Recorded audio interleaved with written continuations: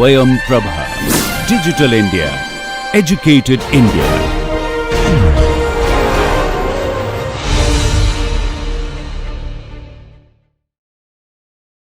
We'll now look at electrical elements and circuits.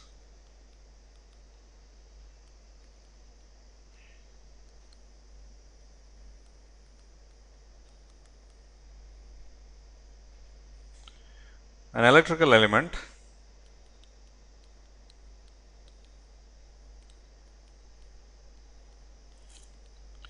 has at least two terminals.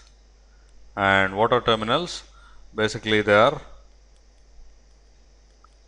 points into which current can flow. Okay. So, a generic element is represented by a box with two wires sticking out like this. Okay. So, this is terminal 1 and terminal 2,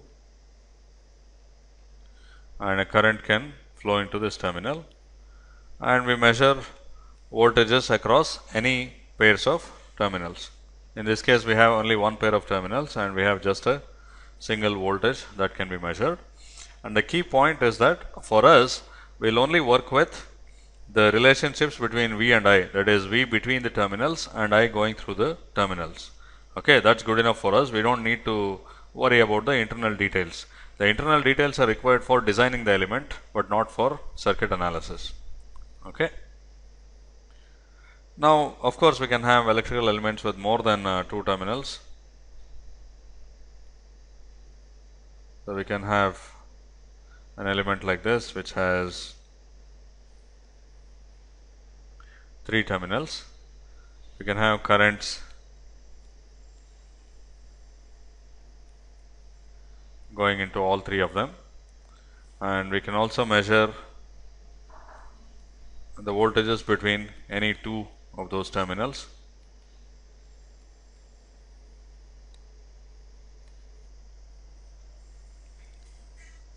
Now, soon it will become clear that if we have an n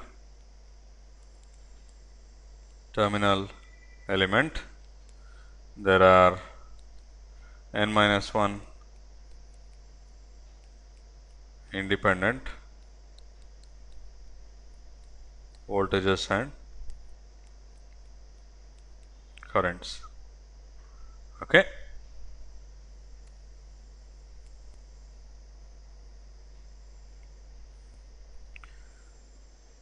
Now, what is an electrical circuit?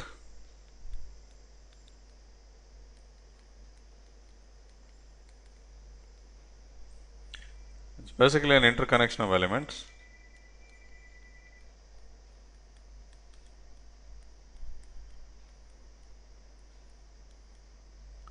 such that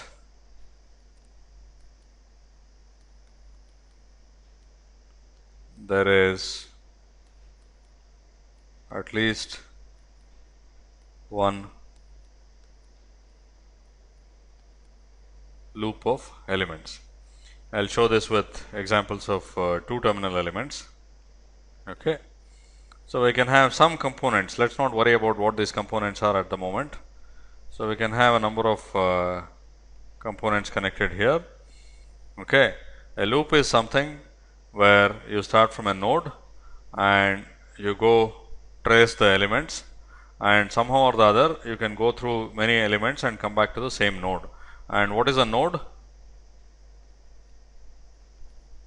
It's a point of interconnection of two or more elements. Now, what is this definition of electrical circuit? We said that we have to have at least one loop. Okay. So, that is because we want to have some interesting behavior in the circuit.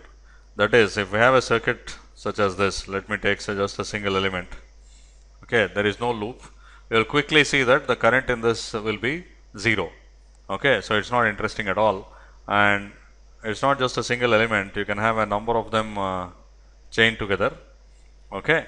Still, if the no loop is formed at all, then the current through this will be 0. Basically, these circuits are not interesting at all. Okay. To have some interesting behavior in the circuit, you need to have at least one loop. Okay. The node is a point of interconnection of two or more elements, and loop is a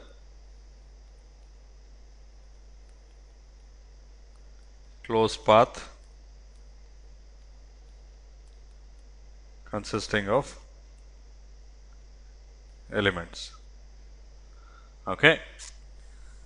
Now, these are all important concepts when we later go to analysis of circuits. Okay.